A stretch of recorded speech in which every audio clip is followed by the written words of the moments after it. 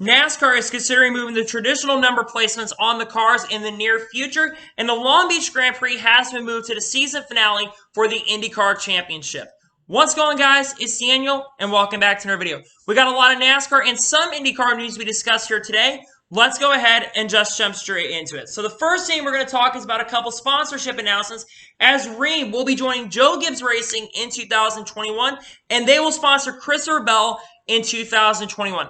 This should not be a surprise. Rheem was with Joe Gibbs Racing in 2018 and 2019 when Christopher Bell was over with them the last couple years. And it should be no surprise that Rheem is still going to consider sponsoring Christopher Bell in 2021. The car, by the way, it looks really, really awesome. And this car, I cannot wait to see this car on the racetrack in 2021. And I think it looks really, really nice as well. Up next, we're going to talk about Guaranteed Rate, as they are going to be continuing as a primary sponsor for Ryan Newman in 2021. I believe they're going to be sponsoring Ryan Newman for 6 full races, and the Busch Clash, if I'm not mistaken, one of those races being Circuit of the Americas. It's really great to see that Guaranteed Rate is still going to be sponsoring Roush Fenway. Again, I talked about this the other day.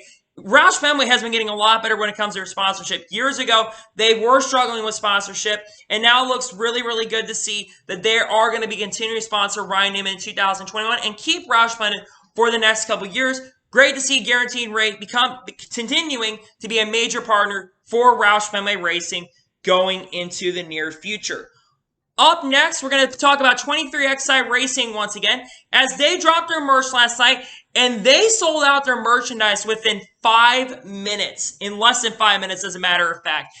They dropped it last night and had a lot of people flocking over to it, and a lot of people bought the 23XI merch. It was basically basic merch, of course, because Denny Hamlin tweeted out that they basically only had a little bit that they could show before the holidays came around, and this was the stuff that they sold. And it's crazy to think, especially for a startup team like this that just started, that's starting only in 2020, but they haven't even taken the green flag at Daytona yet, that they're dropping merchandise and are already sold out is massive. I'm probably going to get some 23XI merch myself, but man, I'm really excited for this team overall, and I think the merchandise overall looks really good. And they've got more that they are planning on showing out. Denny Hamlin actually tweeted that out. They have more that they're planning to show out in the near future, but they only can show a certain amount of stuff for the holidays. But it's really crazy to think that they already have sold out the sponsorship as well, and also sold out their merchandise within 5 minutes. I wonder if they added a lot more merchandise. Apparently, they have 2 sites they're running now, so they have more merchandise that is currently being sold at the moment. But it's really awesome to see that 23XI has already sold their merchandise. It shows they have a lot of hype around their organization. And I'm really excited to see what 23XI Racing is going to do in 2021. On to the next story. We're going to be talking about the Dash for Cash races and the Triple Truck Challenge as well. So we're going to get 2 stories into one. So first thing, the Xfinity Series with the Dash for Cash. They have confirmed the 4 races that they are going to be using for those. They will have Martinsville, Talladega, Darlington, and Dover. For the Triple Truck Challenge, they are going to have Darlington, Circuit of the Americas, and Charlotte. And what's really interesting is that Circuit of the Americas is a road course race, so I do expect there to be some road course ringers, like an Alex Tagliani, probably driving at Circuit of the Americas as well, since this is a Triple Truck Challenge event. Charlotte has been a playground for a lot of Cup drivers, so the fact there's going to be no Cup drivers like Chase Elliott or Kyle Busch, or even other guys like Austin Dillon attempting to come over to the Truck Series and run, is going to mean that's going to be a full-fledged field, and that we will see no Cup drivers in Charlotte. And Darlington's an interesting one, because that is also probably going to be the throwback race as well. So no Cup drivers will be running that. Maybe Greg Biffle shows up at that one, like he did last year when he drove for GMS. I really don't know, to be honest with you. The Dash for Cash race, like I said, Martinsville, Talladega, Darlington, and Dover. Again, these 4 should not be a surprise. I think that it's really cool that no Cup drivers get to run, because you can see the best Xfinity Series drivers get to continue to race in the NASCAR Cup from the NASCAR Xfinity Series and Truck Series. They get to continue to learn and become better as well, and they get to show their top skills, especially since the Truck field is super competitive without the Cup guys and Xfinity guys coming down for those series as well.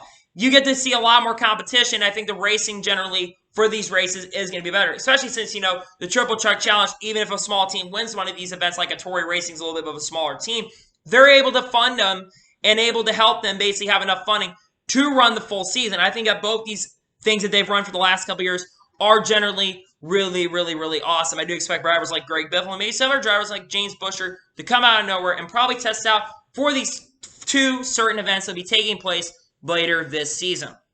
And now we're going on to the next story, as Bob Parker's just tweeted out a little bit ago the expected race lengths for the event, so not all the race lengths have currently been confirmed. There really isn't that much to note on the races that we already knew, but here's some of the major things to note. The Daytona Road Course Busch Clash race is going to be 35 laps. That's a major notice right there. The new tracks, which the regular Daytona Road Course event, the Bristol Dirt race, the Circuit Americas race, the Nashville race, Road America, Indy Road Course. I think that's all of them that have not been confirmed. They will probably get announced in January when they announce the stage lengths for the event. So there's really nothing significant there. The All-Star race is going to be 115 laps. And it looks like both Pocono races for 2021 are going to be each 140 laps. And another thing to note is that the second Atlanta race, the one that's being run in July, is actually going to be 260 laps instead of 325 laps. Again, remember, they basically made the second Atlanta race 400-mile race and not a 500-mile race. Kind of similar to what they did for Darlington, which is another thing, too. The first Darlington race is going to be 400 miles as well, so it's going to be 293 laps. So there is the expected race length, so they're not all confirmed. I expect the rest of those to be announced, and we'll actually get into that quite a bit as well when they announce those in early January, right after the holidays take place. And now we're getting on to the first of the major stories of this episode. The Long Beach Grand Prix, the only IndyCar story of this episode, the Long Beach Grand Prix is going to be moved from the April date they originally had. They are going to be moved to the season finale on September 26th. One thing to note that the last three races are all going to be West Coast races. So they'll be racing at Portland, Laguna Seca, and Long Beach to end the season. I think like St. Petersburg, the Long Beach Grand Prix being the final race of the season is really exciting, and this is a win-win-win overall. Yes, it does suck that it's not going to happen in April like it originally was going to happen, but the fact that they are moving it back to the season finale is going to give the Long Beach Grand Prix a lot more to show. Again, the Long Beach Grand Prix, in my opinion, is the second most popular race on the IndyCar schedule behind, the Indianapolis 500, but the Indianapolis 500 is already one of the biggest races in America and a top race as well. So the Long Beach Grand Prix being moved back to the season finale in the IndyCar Championship, if it isn't still happen, of course, I think is really cool. Yep, they moved it back, though, because of COVID-19. Gavin Newsom's been basically sending everybody home, and basically shutdowns and lock-ins and all that stuff are basically happening once again in California right now. But this is major news for the IndyCar series. I think long-term, this will work out, at least keeps the Long Beach Grand Prix around. There have been rumors going around that the Long Beach Grand Prix wasn't even going to happen, this year, 2020. They didn't think it was going to happen. They've been trying to see if they can have the event originally, but then they saw Auto Club, and I think they made their decision a lot easier to push this event back to the final race of the year. I think this is a win-win for IndyCar. I think the season finale is going to be super competitive, especially since, the IndyCar field is much larger this year, especially on the competitive side, because even though IndyCar, there are smaller teams and top-tier teams as well, you're still going to get the best of the best, and I think that you're going to see some really great racing in the Long Beach Grand Prix in 2021. I'm very excited about this. I'm a huge fan of the Long Beach Grand Prix. I know, the last race, of course, they ran with Alexander Rossi pretty much flat out dominated. That was not as good. But I think that the racing overall generally is going to be really good in the Long Beach Grand Prix. The IndyCar package is superior, especially on the street courses. And I think that the racing overall for the Long Beach Grand Prix is going to be very fun to watch. And I'm very excited for the season finale. The IndyCar schedule, man, even though it really sucks, I think overall some of the schedules is very intriguing, especially since we're going to Streets in Nashville later this year. I think we are going to see some very strong racing in 2021 in the IndyCar Championship, especially since, this is the Long Beach Grand Prix season finale, and I think the racing overall is going to be very superior. Now we're getting on to the final major story of this episode. While this has not been confirmed, Adam Stern tweeted something out, and this is something that a lot of fans in the NASCAR industry are not going to generally be happy about, and a lot of my friends as well in the NASCAR world. Here's what he said. After experimenting with the All-Star race with the number placements, NASCAR remains talking to teams about whether to slide the car numbers back more permanently in the future to maximize sponsorship exposure opportunities. The earliest a change would happen at this point is with the next-gen car in 2022. I have a lot of choice words for this possibility of happening. Now, this is not 100% confirmed on if they're going to do this or not, but this is a very strong possibility they're going to move the number placements back. Here's one thing I want to say. The number placements on the cars that NASCAR has ran is a lot more important to me and a lot more fans than other motorsports like IMSA, F1, and IndyCar. If you move it back a little bit, IndyCar and other motorsports, you're not going to get as much backlash as you are in NASCAR. A lot of fans don't always look at the drivers as the most important thing. Look at the numbers being the most important thing. We are known a lot more for the numbers than IndyCar, F1, and IMSA are well known. For instance, NASCAR, you have the big numbers like the 3, you have the 48, the 24, the 88, the 8, all these major numbers, the 2 to 1, all those numbers. And you always associate someone with the number. You don't associate as much an IndyCar and IMSA with the numbers. And the fact they're thinking about doing this, again, they probably could enlarge it if they already do this. But again, I just don't think they need to do this. Another thing that would end up happening, and that's another thing too, it just shows the sponsors are super, super lazy. They're just not doing enough to, gain exposure for the fans. You're not moving the number back and putting a sponsor and slapping logo on the car. You can't just do that anymore. You're not going to be able to get as much money toward a sponsor as well. You want to look at a perfect example of a company that has been doing a lot better when engaging with the fans. Look at Busch Beer. Adam Stern, who actually reported this as well, tweeted out on October 29th that Busch this year had to increase the sales by 10.1%, and Busch Light gained 17.7% up on revenue from last year, and that's because Busch has had a lot of one-off paint schemes. Not all of them have worked, of course, but the majority of the time, they have worked, and I think overall that this is a bad decision. This is something that has worked for a very long time. I'm not saying everything that they have tested out from the All-Star race is really, really bad. One thing I was a huge fan of, by the way, is the choose rule. I think that's the one thing a lot of fans really, really wanted NASCAR to add, and it really has worked out well, and it's made the restarts more exciting. You can take a risk to go to the inside if you're like 4th or 5th. The inside line might not be as good. You might be able to gain advantage and gain a couple of positions, especially on the restart as well. And it makes the restarts more fun, exciting than they already are, even though the package does kind of help the restarts as well.